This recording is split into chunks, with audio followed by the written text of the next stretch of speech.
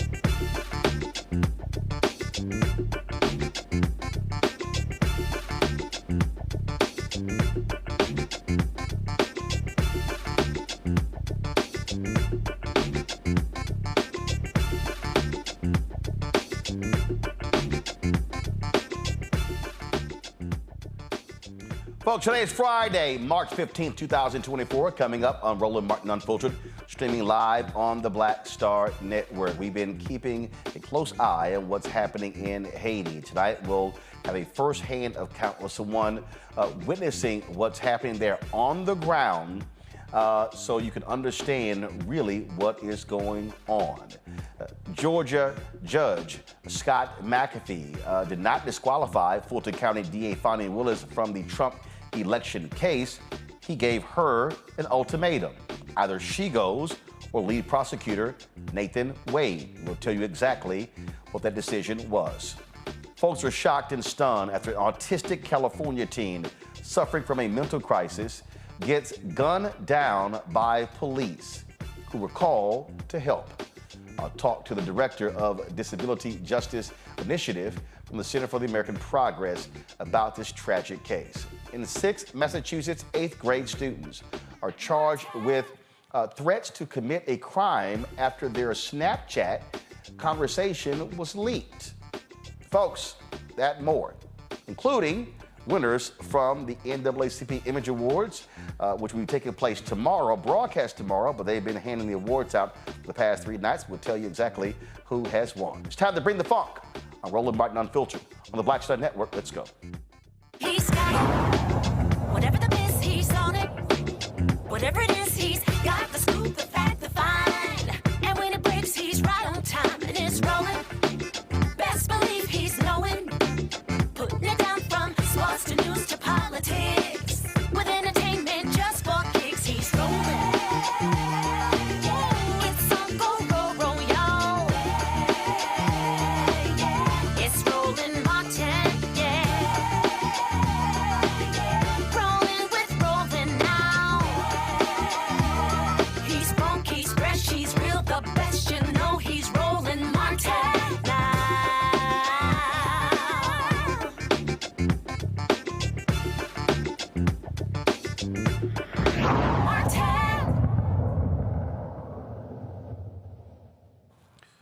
What we're seeing unfold in Haiti is shocking and devastating as gangs rule Port-au-Prince and the country. You have a completely unstable political leadership. You have no one in control when it comes to the police or the military. And everyone is trying to find a solution to put the country back together. My next guest, Monique Liska, is a journalist, former UN official and member of the Commission to find a Haitian solution to the crisis. She is a native of Haiti and again is a resident, and she joins us right now. Monique, glad to have you on Roland Martin Unfiltered. First of all, how long have you been there?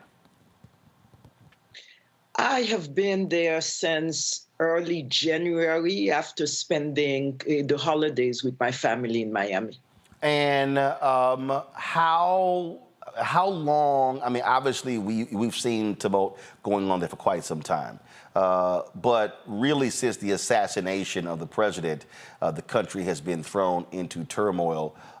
How bad has it gotten? You're there. You're seeing it up close and personal. It's gotten very, very, very bad. We had the riots in 2018, and things were pretty bad then. And every once in a while, there were massive demonstrations against corruption. There were demonstrations for social justice, corruptions, anti-impunity, protest movements against anti-impunity. And then from 2018 up until 2021, that pretty much was the rhythm. The gangs were there. They were kidnapping, they were killing, they were raping. And then Jovenel Moïse died, the president, in 2021. He was assassinated in his bedroom, and a prime minister came about. The prime minister was illegitimate because, in fact, there was no parliament, no elections have been held for practically 8 years. So the prime minister was contested pretty much from the time he came. And so what has happened is that he did nothing. to stop the gangs. And as a matter of fact, there are gang members who have said they have actually met with him.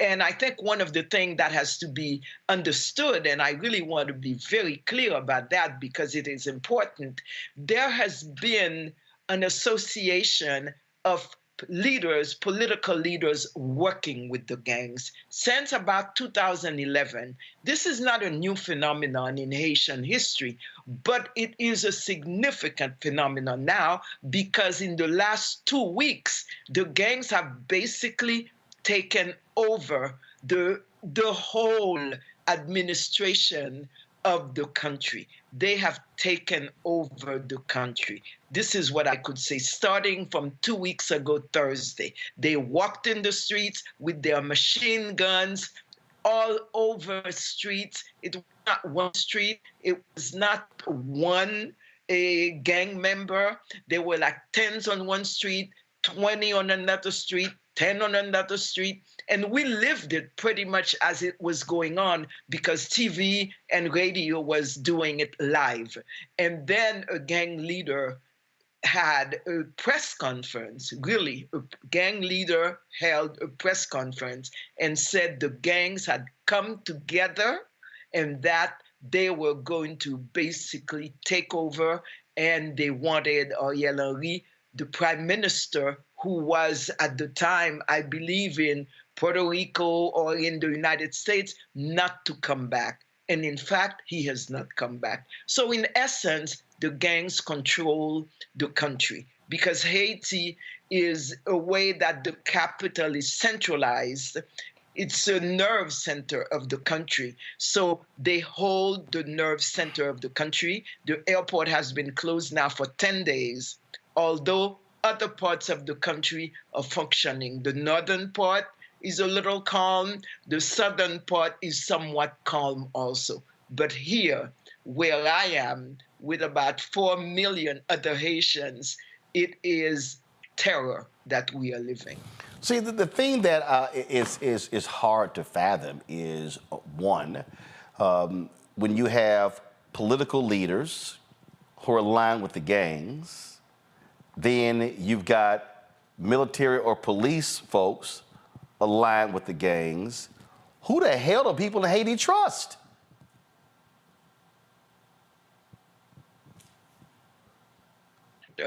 And the trust factor is important. And when the commission was beginning its work, we interviewed all political parties, and we also interviewed a lot of civil society. And 2 items came up all the time. One of them was the lack of justice, and the other one was lack of trust. And what has happened in terms of the association of the gangs is that politicians get the gangs, or some politicians have even created gangs, according to UN report. They have armed the gangs. They have validated the gangs. They have empowered the gangs. So to get in power, they get gang members, or they create the gang to accompany them. And to stay in power, they do the same. So so the idea is to terrify us. It is to control us. It is to make us vote the way they want us to vote. It is not for us to be a free will. So yes, we may have freedom of expression, but now we have no freedom of movement. Now there are no elected officials at all in Haiti, none whatsoever, no mayor, no member of parliament, no president, nothing at all in terms of elected official. So it is a free fall, and nobody trusts the traditional politicians. In fact, a lot of them are under sanction from Canada. Some of them are also under sanction by the United States. So how do you have a path moving forward if people don't know who to trust? I mean, who can Haitians rely on that is credible, that's not aligned with gang members, drug dealers, or other thugs? What's the future? that's, we've been thinking about that a lot. And there is what I would call a kind of virtuous circle of people who are not aligned with the gangs, whether they be sociologists, university professors, former government employees, agronomists, former UN staff, etc. So you have thousands of Haitians who are clean. When I say clean, who are not to corruption, who are honest people, hardworking people, who work hard, and they are either in civil society or they are running their businesses. And a lot of them do not want to be involved in politics for really one good reason, because the former dictator that we had, Papa Doc and Baby Doc, so annihilated Haitians and the political class that there is a huge trauma in that Haitians say politics is dirty business.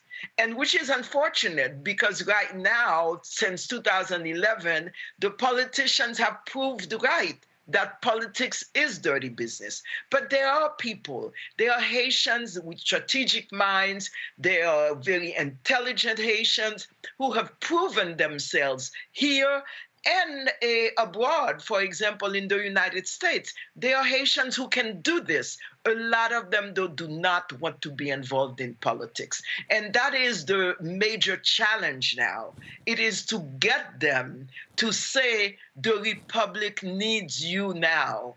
The citizens of Haiti need you now. This is not the time to stand aside. This is the time to come and provide your support, to provide your expertise, your experience. But there are people. It is just getting them out to actually do the work. And that is the major challenge. But right now, there are a lot of some politicians, some people from the private sector, some people from the diaspora, because there is a Haitian American organization that is working also, and some people from the political class who are trying to find a solution, put together a kind of provisional commission that can actually run the country. It's going to be extremely challenging because the gangs are saying they want somebody else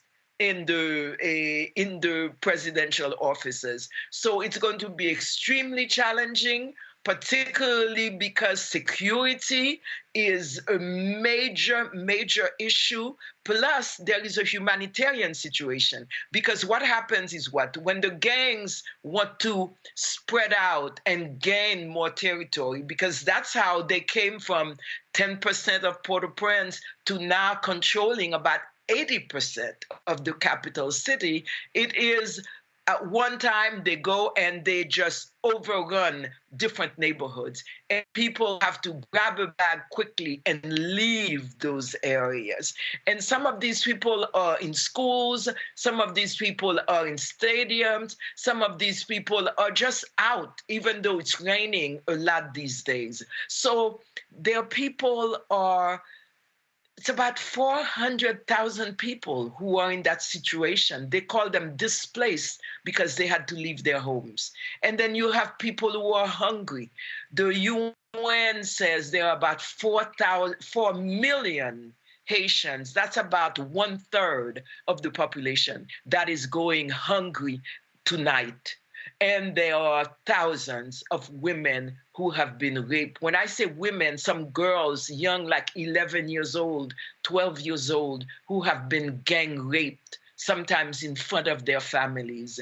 So it is a huge emergency. It is a disturbing, horrifying situation that we are living in. So whoever comes and takes power, and it will have to be a kind of communal, almost kind of power, because you need that to make peace, is going to have a very, very, very difficult, tough time to bring things to to somewhere where we can go out.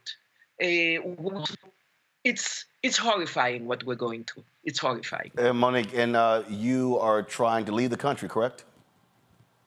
I had to go to Miami because we are trying to do some advocacy with Congress.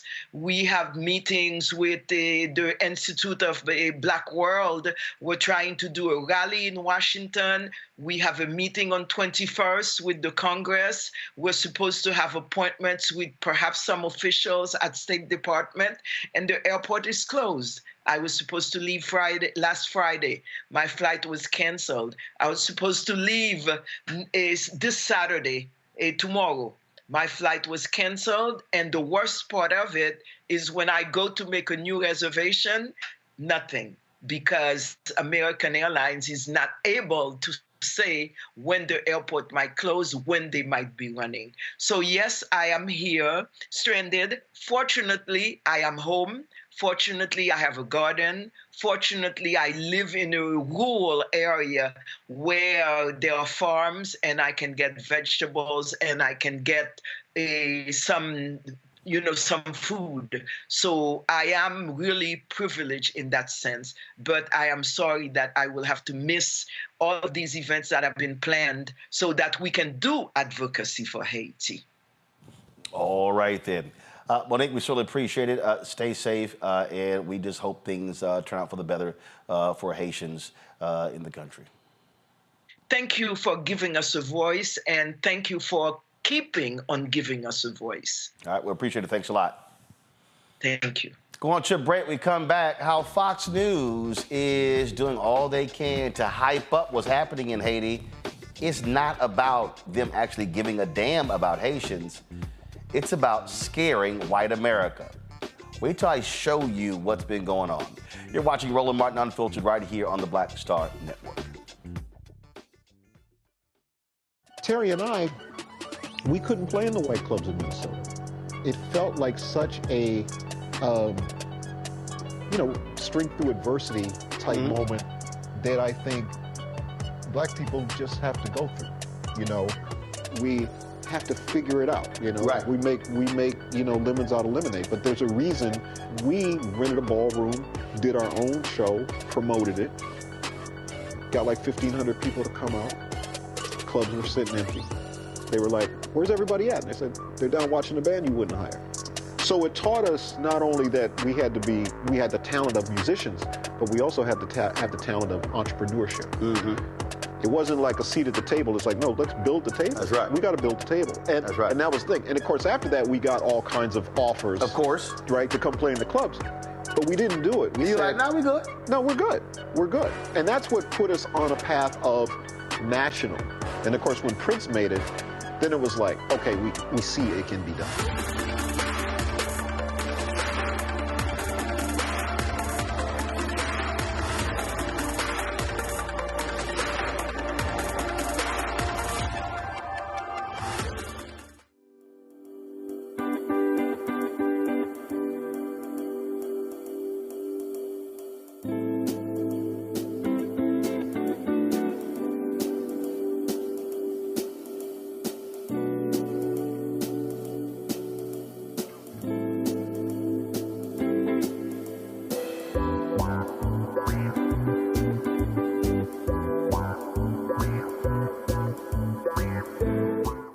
We're the Critter Fixers. I'm Dr. Bernard Hodges. And I'm Dr. Terrence Ferguson. And you're tuned in to Roland Martin Unfiltered.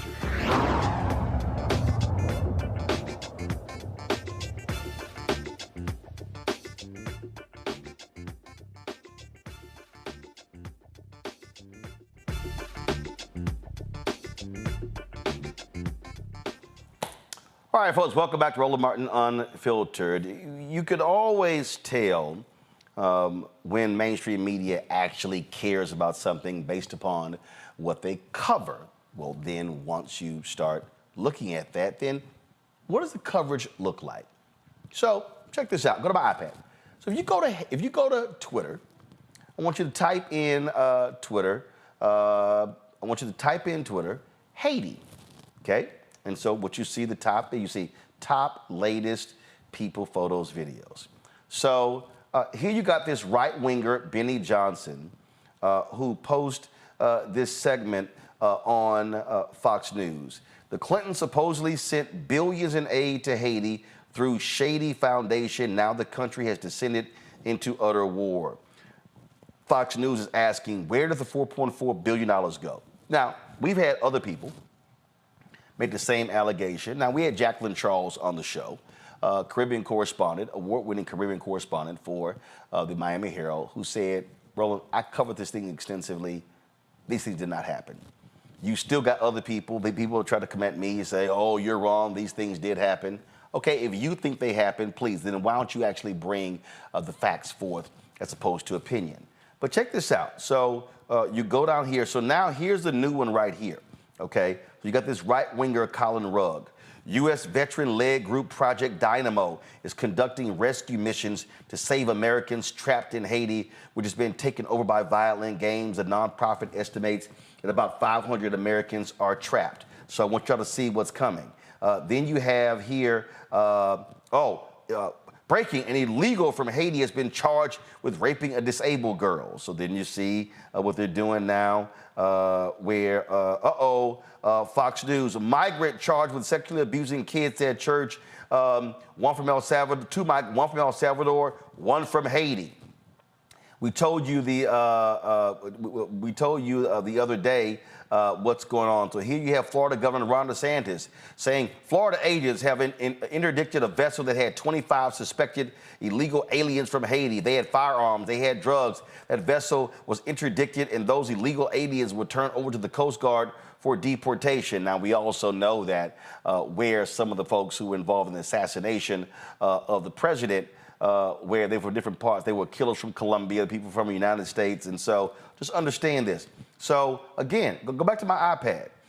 So you see right here, in terms of what they're doing. Oh, the rescue of 10 Americans by Corey Mills, and you see that, and you see, oh, there's that this Haitian illegal. You see racist Charlie Kirk. Another day, another violent crime by an illegal. This time, this man from Haiti. And then you see right here, X has taken down the graphic video shared by Elon Musk and other right-wingers purporting to show cannibalism on Haiti. Okay, so then you go down here again, Fox News right here, State Department, U.S. not planning to evacuate Americans stuck in Haiti. Now, we told you before, and now all these videos, cannibalism in Haiti, they're going to be killing our people. Maria Bartiromo on Fox News. Oh, what's going on? They're not rescuing Americans from Haiti. We can go on and on and on.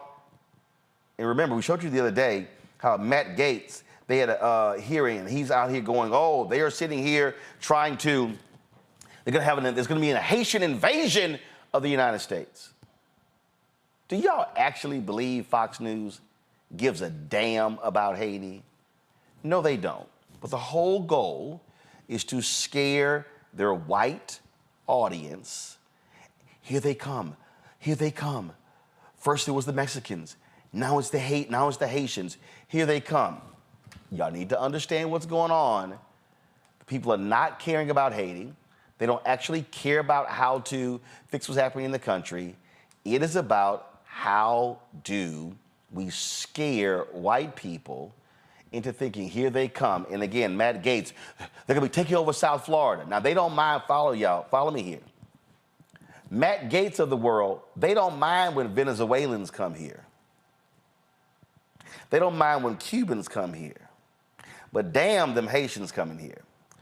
My panel joining me right now, Matt Manning, civil rights attorney out of Corpus Christi, Dr. Niambe Carter, associate professor, University of Maryland School of Public Policy out of D.C., Michael Imhotep, host the African History Network show out of Detroit. I mean, we see what's going on here, Niambe, and I just want our people just to understand how what's happening in Haiti is being used against us. This is part of the migrants are coming. The migrants are coming. These illegal aliens, they're coming, and this time they're black. Well, it's part of a longer narrative that this country has been spinning about Haitians. I mean, you can take it back to the 19th century till independence, but even more recently, I mean, Haitians have been sounding the alarm about lots of things happening within their country. And your previous guest spoke about some of those things. And the United States was happy to turn a blind eye to it because it didn't suit our political interests. And here again, we have Fox News and others using Haiti as a political football. And the reality is, far fewer Haitians get let in than most others who are asking for asylum, like you talked about, Venezuelans, Ukrainians, etc. It's about race. Right. I mean, this is always about race, and it doesn't matter what happens to Haiti. I remember a few years ago when Pat Robertson was talking about the hurricane or the earthquake, and he said it was because of their religion. It's because they're devil worshipers. So Haiti is always sort of used to scare the West. Not only are they Black, but they're defiant. They're violent. They have a foreign culture. They don't want to blend in. They're dangerous. Right. They're all of these things. So this does not surprise me one iota. And those who watch Fox and those who are sympathetic to that viewpoint will believe everything that they say because it fits the narrative that they want to have about Haitian people in particular, but Black people more generally. But Haitians have been singled out for a particular kind of maligning in this country, being banned because they were believed to have higher rates of HIV, which was not true, and all kinds of things. So this is stuff that's been happening to Haiti, unfortunately, for centuries. Here, Matt, this is Florida Republican Senator Rick Scott, again going, oh no, they're coming. Protecting our national security interests means that the military must be laser focused on the cold, hard facts, and not only what our adversaries are doing, but what they are capable of doing. The violence and unrest in Haiti is heartbreaking. It is a symptom of political unrest that has only continued to grow under this administration. Not only has the Biden administration taken an active role in destabilizing the region by appeasing Cuba, Venezuela, and Nicaragua, but it appears that the White House is totally unprepared to deal with the consequences of the political unrest these regimes create and support.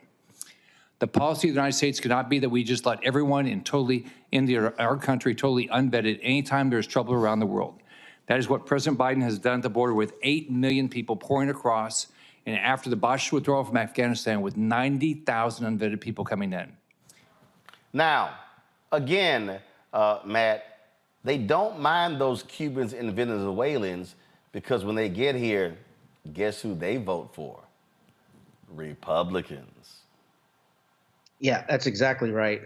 It's interesting that you say that because I had a conversation not long ago with a Cuban migrant here who's very conservative, and all he did was trumpet conservative talking points and talk about how we need to close our borders, and the same things you're saying and the same things that Rick Scott was saying, frankly, were coming out of his mouth here in Corpus Christi, Texas, a Cuban migrant who was telling me about how, we need to close our borders. And I think, the thing that's really heinous about this is, the idea that Rick Scott would say, oh, what's happening there is tragic. But I mean, they're not concerned about humanitarianism. They're not concerned about making sure that all of the Haitians there are protected and have what they need. Instead, it's xenophobia. What you see is we need to make sure that these people don't come across our shores and become a dangerous monster that you need to be afraid of. I mean, even trying to invoke the fear about the number of people coming across the border when if it's people from Europe, if it's Ukrainians who are displaced, we don't have a problem with that. And I think Dr. Nyambi hit the nail on the head. It's about blackness. It's a racism response that, like you said earlier, was cordoned when it related to the people from Mexico or people from Central America, but which is even more heightened as it relates to the way they mongrelize people who are Black, and particularly in this circumstance, people from Haiti. It is beyond laughable to watch the lies that are unspooled constantly. And they're just all of a sudden, I saw this one video, Michael, where Will Kane was talking to some Haitian so-called expert, and dude was getting stuff just wrong left and right.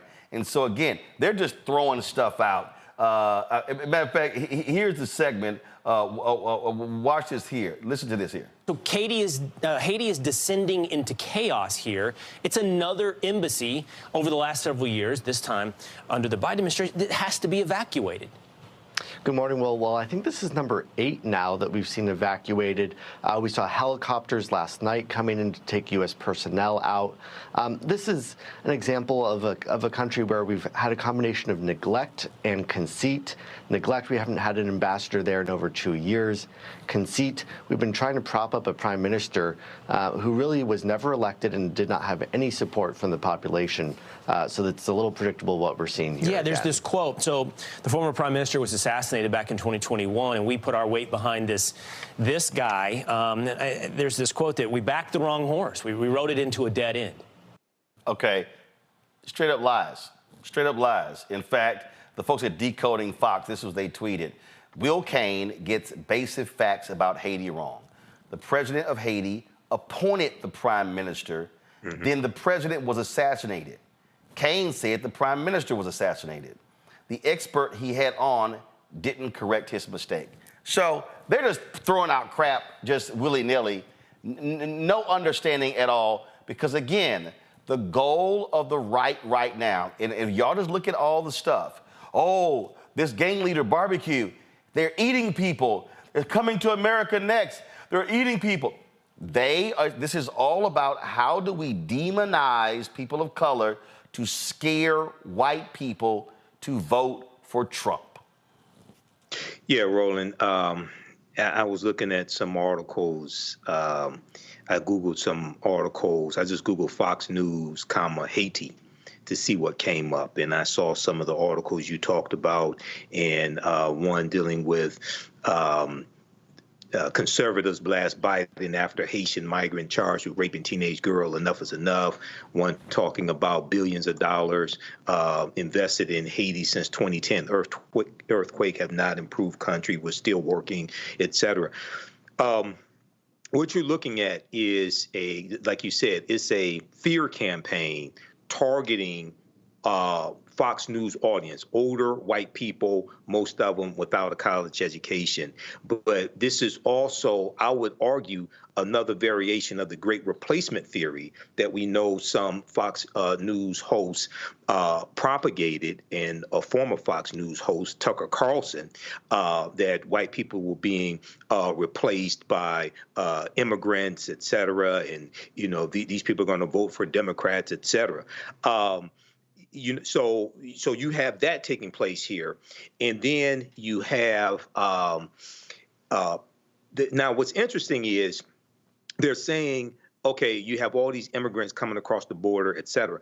But at the same time, Republicans killed the immigration bill, which was probably the most conservative immigration bill proposed by Republicans in the last 30 years and accepted by the majority of Democrats.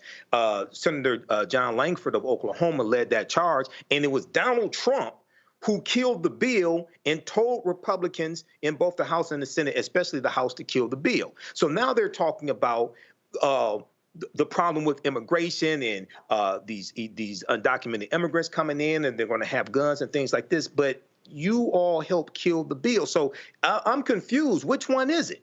Okay, but also, I don't want to hear any Republican talking about security in Haiti when the Republican congressman over the committee there, Foreign Relations Committee, won't release the $50 million for security for Haiti. Yeah. I don't want to hear it. 30 seconds.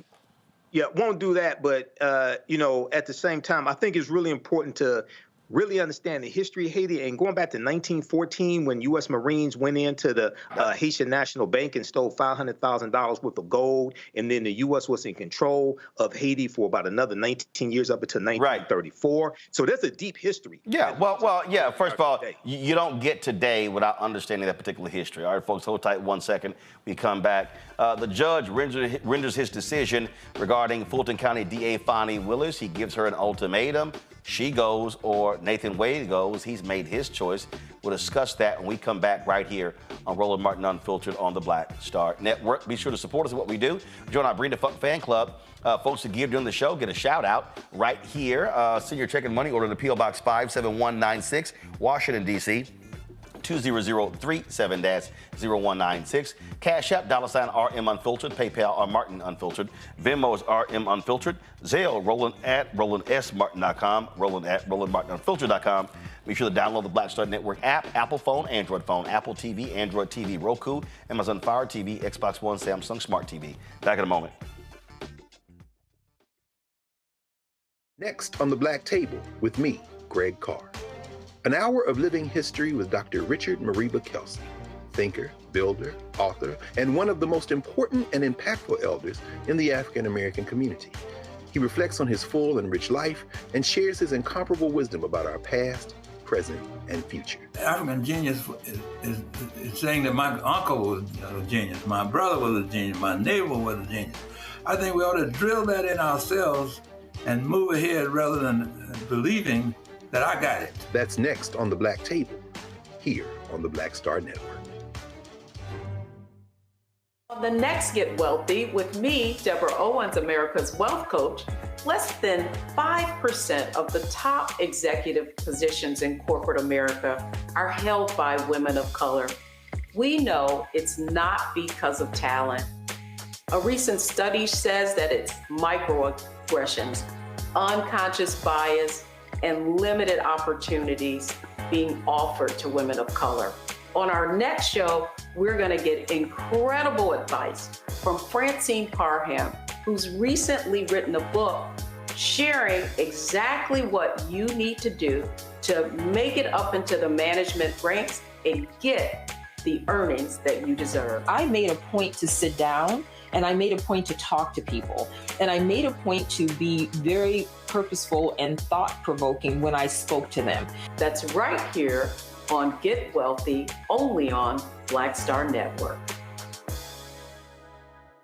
Hey, what's up? Geek Tony in the place to be. Got Kicked Out Your Mama's University, creator and executive producer of Fat Tuesdays, an air hip-hop comedy. But right now, I'm rolling with Roland Martin, unfiltered, uncut, unplugged, and undamn believable.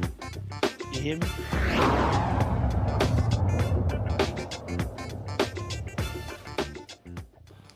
Folks, the big news out of Atlanta involves the case of Fulton County DA Fani Willis and whether she or her lead prosecutor, Nathan Wade, can continue. Today, Judge Scott McAfee ruled that Fani Willis may remain on the case, but what has to happen, she or Nathan Wade must resign. Well, this is the front page of the Atlanta Journal-Constitution. Wade resigns, allowing Fulton DA Willis to move ahead with Trump case. Now, in this particular decision, the judge makes it perfectly clear about the bad decision-making of a DA Fani Willis in terms of her decision to get involved with Nathan Wade and then to hire him to be a part of the team. Joining us right now, folks, from Atlanta is attorney J. Edward Shipp. Glad to have you on the show. Attorney Shipp, this is very simple, and I've said this repeatedly. And the judge basically makes the exact same decision. Fani Willis screwed up. She should not have had Nathan Wade on this case if she's going to be involved in a relationship with him. He ruled that it did not have an impact here, did not have an impact at all. Now, of course, in his letter, Wade said that I'm proud of the work our team has accomplished in investigating, indicting, and litigating this case. But the judge had some stern words for the decision-making of DA Fani Willis. Your thoughts? So, first off, thank you for having me, brother. Let's just go ahead and dive into it. The judge did say, yes, this was a bunch of bad decisions in which you made, DA Willis, and it's brought us to this point. But again, what I've always said is none of this prejudiced any of those defendants. And he made sure to let that be known, that none of this prejudiced any of you, even going as far as talking about the forensic misconduct situation, which they brought up, in which DA Willis talked about what she was going through at the church. So again, it just reaffirmed the fact that, like DA Willis said, she's not the one on trial here. Right. Those defendants are the one on trial there. The problem here is, and I had a conversation with several people earlier today about this, and what I said is, if you just go back, the judge said yes, there was no conflict of interest. Did she do anything illegal? Nope. And so we have all of that. The problem is, if you're DA Willis, you know how the stakes of this case. You know how major this is. And what you tell your entire team, I need everybody to be clean as a whistle. What you don't do is create the problem. So for 2 months now, we haven't discussed the case. We've discussed who paid for dinner. Do you drink wine? Did he have a door opener to your garage door? How many times he came by? With all of that, and so this is why this was a mistake on her part. If she doesn't put weight on the team, none of this happens. That's true. I would agree with you on that, and I would even concede the point that this was an unforced error by the decisions that were made. But again, this has been Trump's whole thing, to delay, obstruct, deny. Right, which is why you don't help them. You don't hand them a gun and then say, hey, here are the bullets too. I would agree with you on that point. But again, this is an unprecedented thing. You haven't seen a president be charged and do the type of things that he has done. And that's why you don't do it. That's why, that's what drives me crazy the most. Again, if you're sitting in Fani Willis' position, I'm telling you, you sit here and say, yo, I need everybody to be clean. Y'all can't pay no bills late. I need water bill up to date. You can't have no tax liens. Hey, if you married and you got a side piece, yo, cut that off until after this sucker is over, because they're going to go after all of us. But you can't have the person in charge going, by the way, my man gonna be the lead prosecutor. I think one of your previous guests made a good point in that she talked about how there was going to be opposition research done, and DA Willis probably wasn't used to this. I mean, who has ever heard of opposition research being done on a sitting DA for a case that they are trying? Hey, bro, listen, I feel you. I understand your point, but I can't buy it. Because you already said it. First of all, you got to understand, I can't even use the word president in relation to his name. But no former occupant of the Oval Office has ever gone on trial. You know all eyes on you. You know, if you Fani Willis, you can't even drive fast. You just got to understand. And my problem is we're not even having this conversation. That initial decision wasn't made. Now, and here's the other deal, bro. When the motion was filed, that's when her and Wade should have got together and they were like, they know. They know. So what did they do? They fought it. Why are you fighting it? Y'all were together. Remember, they fought it. They were going to do the same thing. They were going to do the same thing regardless. If he would have left at that point, they still would have went through with the motion. Well, but here's the deal, though. Remember, they fought the motion, and then the whole dramatic, she shows up, I'm ready to testify, and they're like, well, I guess we're not fighting the motion now. Okay, so to me, okay, right. Well, the moment they filed that motion, look, when she went to that church and didn't deny it, I was like, yeah, they've been knocking the boots. And that's when she should have said, they know, I need you to step down. Now, and I think had that happened, you still would have had some stuff happen. I don't think it would have been this intense, but at that moment, you got to cut it off. You got to cut the cancer out the body, because at that moment, it can't spread. But they fought it. They fought it. Now, Matt, you shaking your head. All right, Matt, what's the problem? I'll wait till my time, but I think she did the right thing. I don't think she should have immediately canned him because that would be evidence of impropriety. I think fighting it was the right way to go because the moment they cut him loose in relation to the motion being filed, then it's like, why did she cut him loose so quick? Because something must have been going wrong. So I think they. But here's the deal, though. Where we at today is what it was going to be. Somebody had to go. This is where this is not a legal thing. This is where it became, Michael, a public relations thing. Now, understand now what has happened by the cascading effects of this decision. He's on motion file. You fight it. We go for 2 months. Congress now wants some documentation on what federal money is used. Now the state of Georgia has created this whole panel. Now all your business out, your dad is testifying. This is all the things that happened downstream because of that one decision.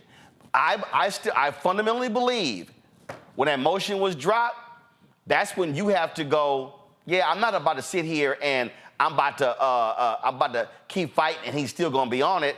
No, he had to go. Georgia was going to have that. I'm sorry. Was that for me? Go ahead, Michael. I agree Fani Willis should have fought it. Now, it probably was going to end up that Nathan Wade was going to lead the team. But I agree she should have fought it. But the commission that the Georgia state legislature created, if I remember correctly, that commission was formed before this lawsuit by Michael Roman was filed. Okay, number one, about these improprieties. Number two, Judge McAfee, in his ruling, found that there was no, quote, actual conflict, end quote. Now, he did find, he did say there was the, quote, appearance of impropriety, end quote, but there was no actual conflict, all right? So, yes, in hindsight, the relationship should not have taken place after Nathan Wade joined the prosecution, but it is what it is. But at the end of the day, you fight something like this. You don't just acquiesce. You have to understand, you're dealing with thugs. Okay, you're dealing with thugs who have no morals, who have no ethics. All right, so you've got to fight. Period. Yeah, look, Niami, you're going to fight it, but what you don't create your own problem. That's all I'm saying. You got to be smart and not create a problem where you give them something to attack you on. And I will take this one step further because this is a gendered conversation for sure. And as a woman in the workplace, whatever our workplaces are, I mean, most of us don't work on a stage as big as the one Fani Willis is on right now. You have to be above board. I mean, one of the things that we as women have to think about in the workplace is the respect that we're going to have from our subordinates and others in the workplace. And it's hard to maintain that if people know that you cross these kind of boundaries. I agree that she should have fought it. But the other thing in fighting it is now we have all of these details about her personal life and these lurid details that had nothing to do with the case. But like you said, Roland, now that's all we're talking about. We're not talking about the charges. We're not talking about what this conduct was that this man actually did. That's the crime here. And I think Fani Willis is old enough, quite frankly, to know better. Michael Cohen told us everything we needed to know about how Trump and his team operates and what their playbook is. It's always to find your dirty secrets and then expose you and use that to bend you to their will or some other such thing. So I don't know how D.A. Willis had no sensibility that this would happen. And it's not to suggest, right, that she didn't do her job well or that Nathan Wade didn't do his job well, but this was just, it was an unnecessary chink, right, in the armor of this office and in this prosecution. And it doesn't matter whether they win in court or not. Trump will always say, I was railroaded. This was illegitimate. And it will appear to some people that it is. Not because on the merits, but because of her lack of, I don't want to say conduct, but just the lack of foresight here. It just seemed like a really short-sighted choice because you could have resumed your relationship at some other point in time. Yeah, and J. Edward, look, the decision that you're now confronted with is, okay, the judge has made its ruling. Wade has stepped down. Willis now continues. Now the question then becomes, okay, now you still have all the other stuff that's outside. Now you got to get the focus down back on the case. And I just think that this is a lesson for folks, especially when you're high-profile folks, to understand what the stakes are. I was talking earlier in a conversation, someone was like, hey, we should be rallying around Fani on this whole deal. And I told this person a story. I love the show Billions. And Condola Rashad, her character, wanted to run for office. And so what she then did was she goes out and they say, well, we got the guy for you. So he comes in and he has 2 envelopes. So J. Edward, he has 2 envelopes. He goes, no, he goes, this is the, he goes, so J. Edward, this is what he goes. He goes, this is the envelope that they are going to get on you. No, then he goes, this is the envelope that I can only find on you. She's like, I need to know that one. Because when you run for office, you understand opposition research. And I just think anybody who's watching, pay attention. If you're gonna be involved in a high-profile case, you gotta be clean. You gotta be, see, even Matt shaking his head like, okay, I mean, you got, when it's about to hit, and you're gonna be in every paper, every network, it's going all around the world, whether you're a woman or a man, and damn sure you black, your shit got to be clean. J. Edward, final comment. Final comments, man. I agree with you on that. She has definitely put herself in the limelight, and she should have had the foresight to, go ahead and make sure that everything was clean. But I always say, we can't forget that this man was on the phone telling a Secretary of State, I need you to find the vote. Right. And remember, the judge threw those charges out. Now they got to, do they go back and re-indict to have more specifics because the judge said they were not specific enough. And so that's really what we're left with. And so I just think, Matt, I'm gonna give you a final comment here. What drives me crazy is that all the focus was on these thugs. And folks were talking about, yo, Fani gonna get his ass. And now we all know her daddy and who they dating and all. Again, that's not the stuff you want folk talking about when it comes to your legal case. It's not a great look, but there are a couple things. First, once they made the accusation, if she acquiesces and says, I'm going to take him off the case, then that looks like an admission of guilt. I wouldn't tell a criminal defense client who's accused of something to do something that makes them look guilty. That's why I think strategically she had to fight it. Secondly, I think it's very obvious that the judge recognized the stakes here because it's uncommon for a county court judge like this to issue a 23-page opinion. He did that to make sure there was cover on the appellate side and to communicate what he saw in the case, because judges can't speak politically on things. But what I think is interesting about that, or can't speak out at all on things, what I think is interesting about that is he absolutely skewered her in this order, saying that there was, quote, an order of mendacity, which means, or odor of mendacity, which means he felt like people were lying. He said her testimony could not be taken at face value. So a lot of your points, I think, are valuable because she attacked her own credibility, not only through doing this, but through how she fought it. But strategically, if I were in her office, I would have counseled her to fight this because the moment she acquiesces is the moment she looks like she's guilty of something. And I think that has an effect on her subsequent tenure, too, because now every case they're going to attack her saying she admitted to having done something wrong. So strategically, in this circumstance, I think this was the right play. Hey, I agree. Don't put your man on the case. Then we ain't got no problem. That's all I'm saying. Yeah, that's just... Deanna, you about to say something? I was just to say, I mean, it's just that easy. I mean, you don't get your bread when you get your cheese. I mean, it's it's real easy. Oh, Lord have mercy. We talking about all this other stuff and not these thugs. J. Edward Ship, I appreciate it, man. Thanks a lot. Thank you. All right, folks, we come back. We're going to talk about this shocking case out of California where an autistic boy shot and killed by cops having a mental health breakdown. It's a shocking, stunning story, and it's so sad, but we'll be talking about it. Folks, support us in what we do. First and foremost, join our Bring the Funk fan club. Send your check and money order to P.O. Box 57196, Washington, D.C., 20037-0196. Cash App, $RM Unfiltered. PayPal, R Martin Unfiltered. Venmo is RM Unfiltered. Zelle, Roland at RolandSMartin.com, Roland at RolandMartinUnfiltered.com. Download the Black Star Network app, Apple phone, Android phone, Apple TV, Android TV, Roku, Amazon Fire TV, Xbox One, Samsung Smart TV.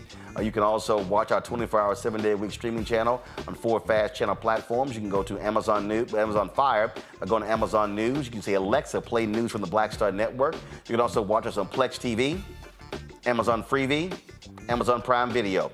Be sure to get a copy of my book, White Fear, How the Browning of America is Making White Folks Lose Their Minds. Available at bookstores nationwide. Get the audio version on Audible. We'll be right back. I'm Dee Barnes, and next on The Frequency, Beyonce has always been country. We're talking to music, pop culture, and politics writer Taylor Crumpton about her new article on Beyonce's new country songs and how country music has always been part of Black culture. Since the release of Texas Hold'em and 16 Carriages, there has been a definition of what Black country music is and a definition of what white country music is. White country music historically has always won the awards, have always got the certifications. Black country music has not. This is a conversation you don't want to miss. That's next on The Frequency on the Black Star Network.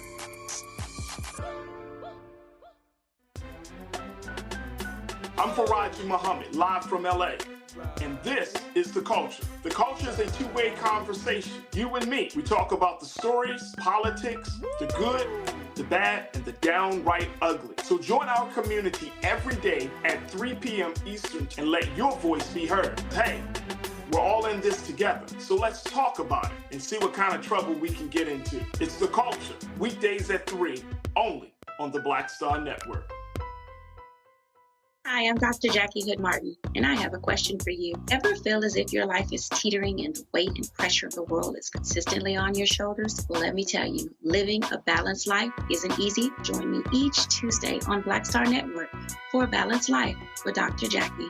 We'll laugh together, cry together, pull ourselves together, and cheer each other on. So join me for new shows each Tuesday on Black Star Network, A Balanced Life with Dr. Jackie.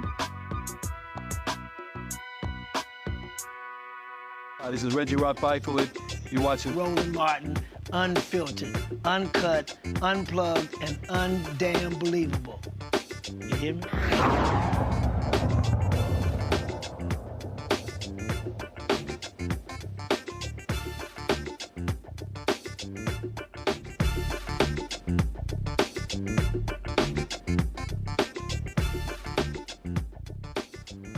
On March 9th, the family of an autistic 15-year-old boy called the Apple Valley, California police for help. According to reports, Ryan Gaynor was assaulting family members and damaging property. When officers arrived, this is what happened.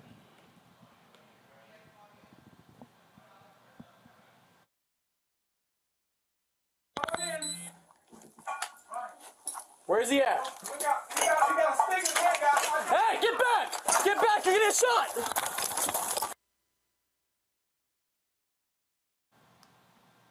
Now, again, this is them coming. So I need y'all to do this here.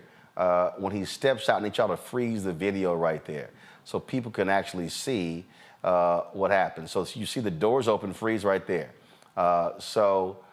It appears if there is something in his hand. Now, again, that's what it appears. This story has generated lots and lots of attention because, again, he was gunned down. The family was trying to get help, and then he ends up being killed. Now, does the video cut off right there, or is there a second video? Okay, so that's all that they have released thus far. Mia Ives Rubles, Disability Justice Initiative for the Center for American Progress, joins us right now. So Mia, this reminds me of the story in Dallas. Mother, concerned about her son, calls the cops. He comes to the door. He has a screwdriver, and he's sort of flipping the screwdriver. Within seconds, officers unload, they kill him. Nothing done to the particular officers in that case here. This is another example why you cannot send cops on mental health calls. They automatically are going to shoot and kill.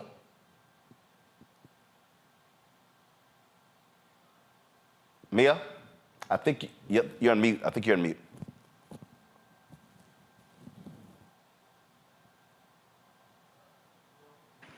Can you hear me now? Now we got you. Go ahead. Wonderful. I am so sorry. Thank you so much for having me. Unfortunately, this situation is all too familiar. It's one of the reasons why the disability community has been so vocal about the issues with interactions with police, particularly for Black and brown individuals. I think that unfortunately we're going to continue to see this happen without real accountability and real policy changes. This is and again, in the wake of the death of George Floyd, the murder of George Floyd, a number of police departments were talking about, again, sending mental health experts out on these particular calls. And trying to change how the decision making. And as long as police go there, look, they're going to assess the situation totally different than somebody else. 100%.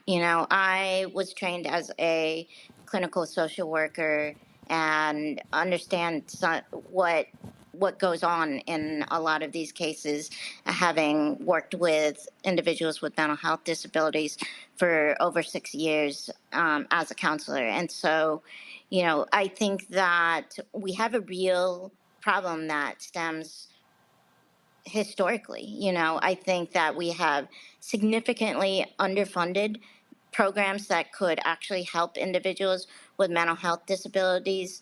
We have unfortunately discriminated against individuals with mental health disorders. And so individuals are not seeking care when they need to, and when they do seek care, they are unable to get it.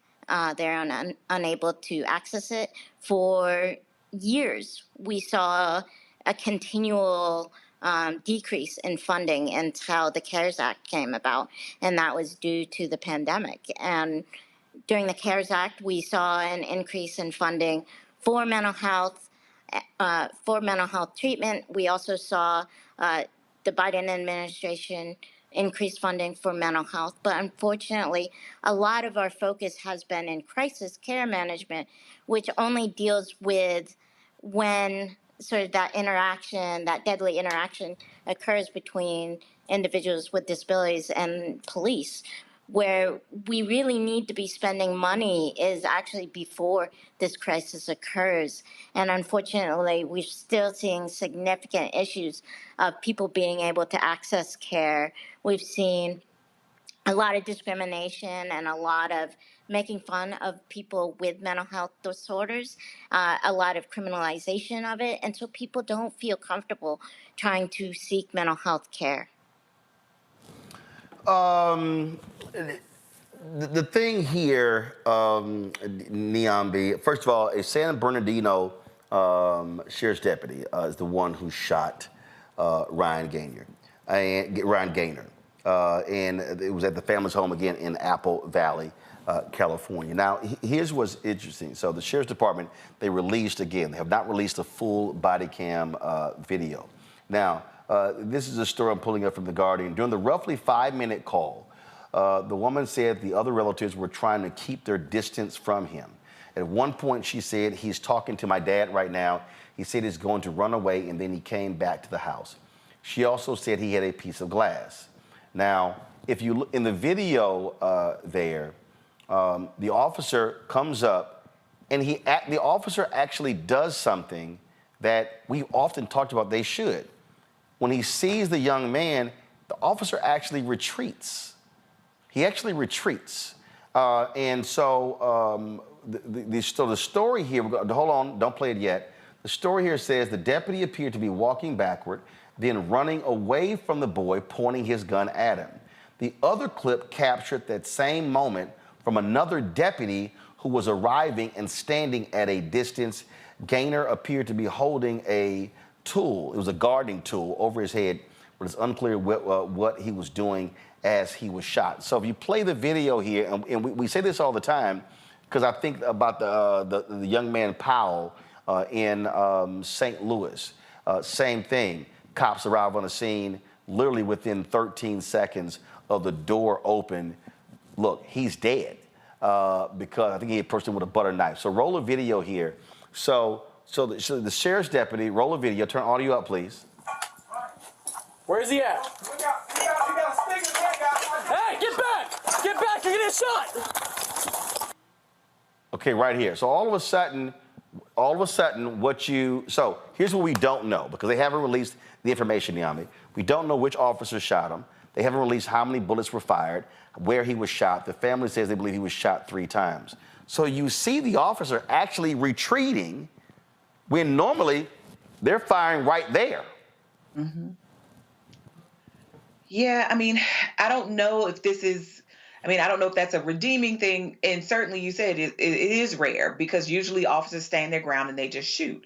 I don't know if the officer was trying to create distance. So the young man may, run off some steam. I don't know what was happening. And like you said, we won't know until we see the full thing. I think what's most certainly probably going to happen is this officer will continue to be employed, and this family will have probably a difficult time with any kind of legal claim here. I think it's unfortunate that this young boy's life has been reduced to that and to this moment. I mean, this is a forever decision in a moment when this young man was clearly in distress and having a temporary episode. It didn't seem from all accounts that this was a usual thing for him, but the officer's training is the officer's training. They always go to the thing that they know how to do, which is to use deadly force. And to your point earlier about having trained mental health professionals be deployed on these calls, is something that we're still waiting to see. Because in this case, this young man had maybe a stick, and I'm not suggesting that anybody wants to be hit by a stick, but it didn't appear that he had anything that might lead. Well, we've heard stick, but we also heard a gardening tool. A gardening so we don't know if that was a shovel, if that was a rake, if that was a hoe. Don't know. We don't know what that was.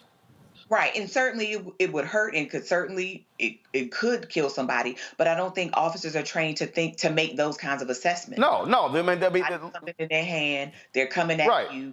You try to create distance. He's not moving. You told him to stop. He could get shot, and you shoot. And here we are with a dead 15-year-old boy and a family that I'm sure is destroyed. And Matt, on that point, again, officers say, put it down or you're going to get shot. Officers retreating. You see him turning away, but apparently still pointing a gun. The other officer is at a distance watching the whole thing unfold. This is the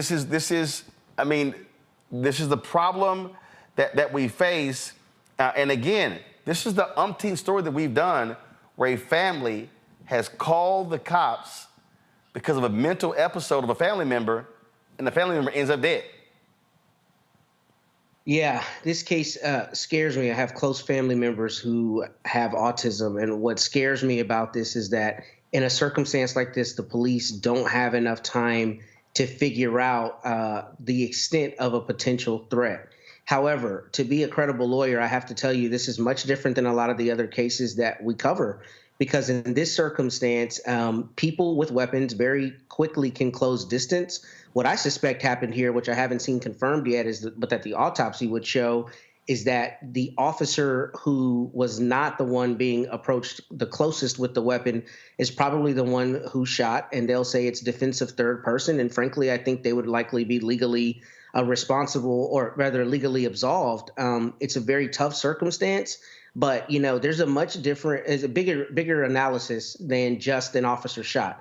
When somebody is coming at you with a gardening tool that looks like a long weapon, I think Dr. Nyambi is right. It may just cause injury, but it might also cause death. And I don't think it's unreasonable for officers to protect themselves in circumstances like this, where it's demonstrably true that somebody is coming at them with a weapon. I think the biggest issue in this case, and I've actually had 2 cases just like this, nobody died, but it was a mental health call. I think the bigger issue is police departments around the country, like has already been said, do not have the resources to respond, and officers don't have the training to respond. And in one of my cases, that's exactly what I sued the city for.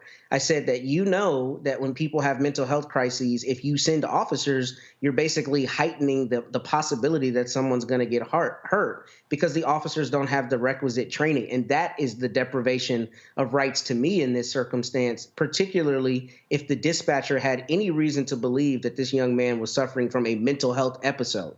That's why you send crisis intervention teams. That's why you send trained social workers to make sure that someone who is unable to control their conduct by virtue of a mental illness is not harmed, because an officer is not able to read that as mental illness rather than, them merely attacking them. So the bigger systemic issue here, as has already been said, is officers not accommodating, or police departments not accommodating for that mental illness. And that's why in one of the cases I had like this, I brought an ADA violation, because people with mental health issues are entitled to have officers accommodate those issues. And that's customarily what police departments don't do in these circumstances. I talked about, Michael, the Kojima Powell story. And this happened shortly after Mike Brown had been killed in Ferguson. Go to my iPad, and you'll see. And this is what, see. And I love these yahoos on who we're following here on our YouTube chat who don't understand. We do these stories all the time. We've broken down numerous videos. So when I talked about the case of the officer in the Ryan Gaynor retreating because and again, normally the cops would not retreat. Normally that cop would have stood right there, and the moment he walked out of that doorway and he yelled, "Stop, put the weapon down, I'm gonna shoot," they would have fired. So I am crediting the cop for walking away, yelling at him what to do. But the Kojima Powell story is a perfect example. This is the video here.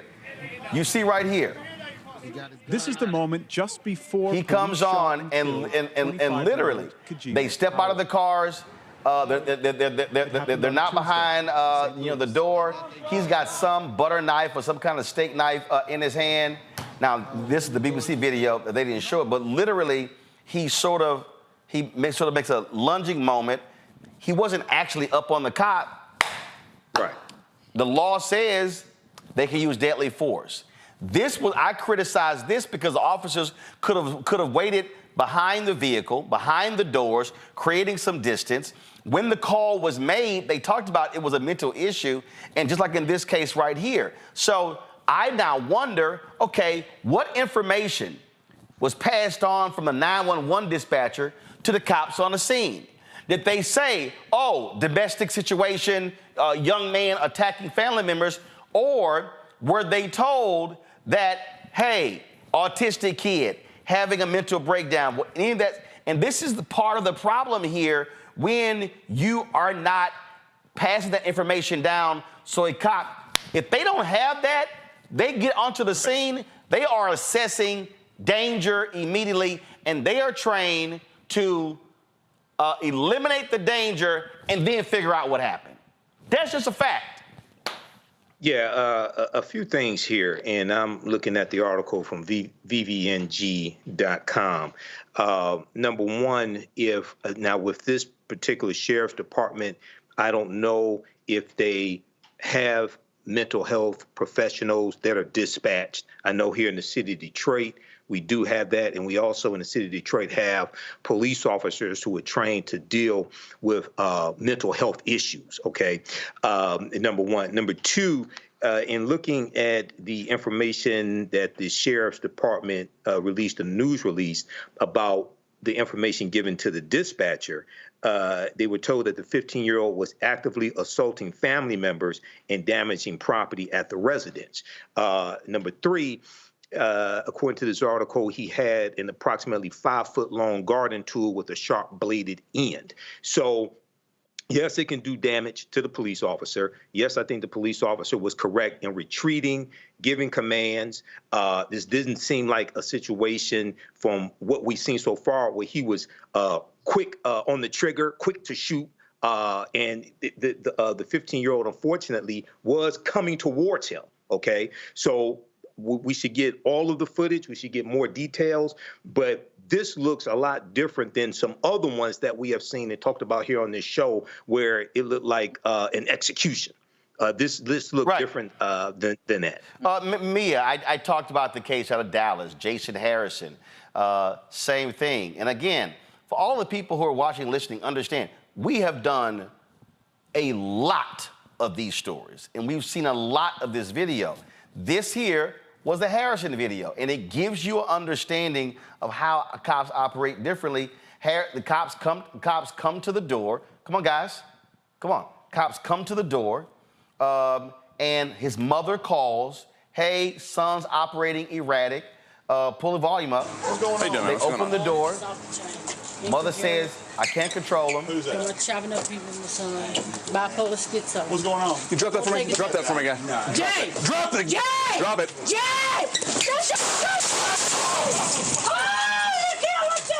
That right there, me, is a problem. And again, these officers were cleared. They got stun guns. He's got a screwdriver in his hand. He's not lunging at them. They don't retreat. They tell him, hey, drop that. They know it's a mental disturbance call. The man has schizophrenia. His mother says it. She's walking out. She's right there. In 30 seconds of them knocking and the door opening, he's dead. And so this is the struggle that you cannot continue to have mental health breakdowns, and we're sending cops and we're not sending trained mental health professionals first. Yeah. Or with them. Yeah. I think all of these, the fact that we continuously see the same pattern over and over again, I think that it just shows that we have a failed system right now. It shows that we know what the problem is, and we are unwilling to actually address specific issues. I think that we need to stop the situation even before we get to this point. I think a lot of these individuals get to these crisis points. We already know that they're heading towards these crisis points, yet they have no outlet to receive care, which is why it's so important that we push for, long-term solutions, things like putting more money into the mental health system, creating more parity in terms of insurance and Medicaid reimbursement rates, et cetera, because, no matter what we do, I don't think that any amount of training will stop what we are seeing right now. No, because police officers, it is their training. Matt, you often talk about it, but folks who don't know, just walk people through, one, frankly, what their training is and how the law allows for them to use force, deadly force, when dealing with one of these situations. So, I don't know all the training that every officer gets, but what I've very often seen them say is that a person can close distance of about 20 feet if they have a weapon. So I think some of the common training, and anybody who's a police officer can correct me if I'm wrong, but they're trained that if somebody is within that 20-foot distance, if they're going to deploy the weapon, number one, they do so until they think the threat is immobilized. And from the legal standpoint, one of the questions that we always have posed and that we always discuss is the difference between civil remedies and criminal penalties for the use of force. And obviously, officers are statutorily or legally given the right to use force. So where they think that force is appropriate, whether it's for defending themselves or defending a third person, as I mentioned, they can use deadly force where they think it is appropriate. Now, from the civil standpoint, the question is always whether that force is excessive, whether it was appropriate, whether an officer, looking at it on the scene rather than with the hindsight of 20/20 vision, so to speak, would do the same thing. That's the question from a civil standpoint. Criminally, I think it would be very hard to charge these officers because the video shows very clearly there was a threat coming to them, and that's just demonstrably true.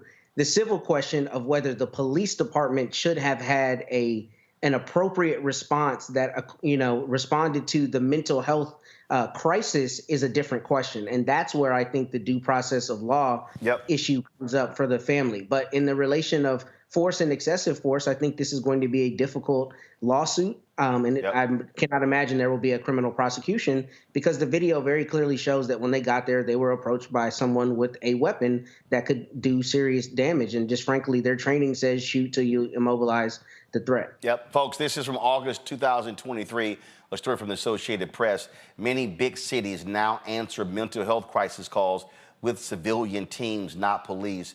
And inside of the story, it talks about, let me pull it up, give me 1 second. Data gathered by the Associated Press show at least 14 of the 20 most populous U.S. cities are hosting or starting such programs, sometimes called civilian, alternative, or non-police response teams. They span from New York and Los Angeles to Columbus, Ohio, and Houston. They boast annual budgets that together topped $123 million as of June. Tamara Lynn of the National De-Escalating Training Center said, quote, if someone is experiencing a mental health crisis, law enforcement is not what they need. In Colorado, this was a result of a case of this young man shot and killed, Christian Glass, as part of the, as you see right here, as part of the $19 million settlement this spring with his parents. Colorado's Clear Creek County joined a growing roster of U.S. communities that respond to nonviolent mental health crises with clinicians and EMTs or paramedics instead of police. So, Mia, that really has to be the focus. If we're talking about how do we deal with this here, we've got to be advocating all across the country for cities to set aside money to have mental health professionals responding to mental health calls and not the police at the outset. Yeah, I think that's one of the solutions. But I also do think that we need to pay more attention to the back end, including more money towards, wraparound services for individuals with mental health. Yeah, absolutely. Mental health care. I think it's essential that we address the issue before it becomes a crisis, because then, police are still sent to any situation that could be suspected as violent. And, a situation with somebody with, say, a wrench in their hand, it just depends. Sort of, do you think that's a clear threat or not? And so I really want to emphasize the importance of wraparound services like critical time intervention, the ACT services, et cetera, that provide case management, it provides medication management, and it provides mental health support. All right. Mia, we appreciate it. Thanks a lot. Folks, going to a break. We'll be right back. Roland Martin Unfiltered on the Black Star Network. Back in a moment. Hatred on the streets, a horrific scene, a white nationalist rally that descended into deadly violence. White people are losing their damn minds. As an angry pro-Trump mob storms the U.S. Capitol, we've seen shooting. We're about to see the rise of what I call white minority resistance. We have seen white folks in this country who simply cannot tolerate black folks voting. I think what we're seeing is the inevitable result of violent denial. This is part of American history. Every time that people of color have made progress, whether real or symbolic, there has been what Carol Anderson at Emory University calls white rage as a backlash. This is the rise of the Proud Boys and the Boogaloo Boys. America, there's going to be more of this. Here's all the Proud Boys, guys. This country is getting increasingly racist in its behaviors and its attitudes because of the fear of white people. The fear that they're taking our jobs, they're taking our resources, they're taking our women. This is white fear.